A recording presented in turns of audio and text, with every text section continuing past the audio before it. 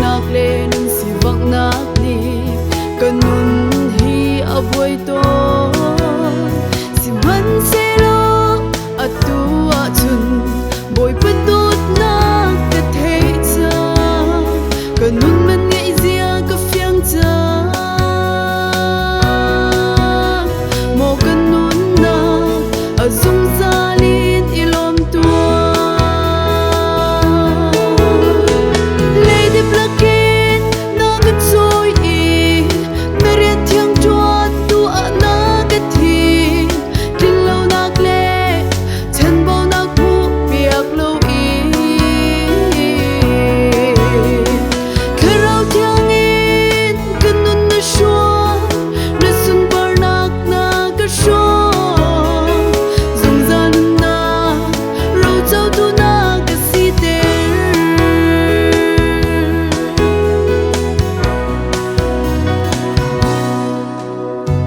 na tu na kinsan ka rak mang ton i ka tu mi le ka tua mi na ni na ngam nak kling an ka be ko lei lo ngai chiat nak men an si vo lei a hin na ngam nak le lung lum nak kling kho lo boy pa nang ma sin ti lo chu kanun nak hi na du bang in kam hang ko lady blacken na ka choi i na re thiang chuan tu na ka thi tin lo nak le chen bo nak bu piak lo i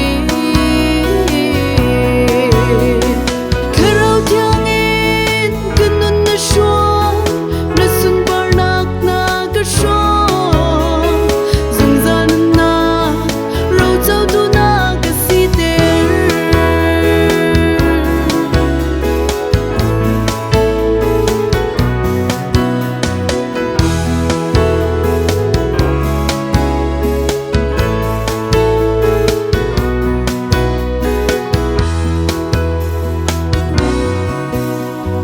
atua chun boy pa na dot nak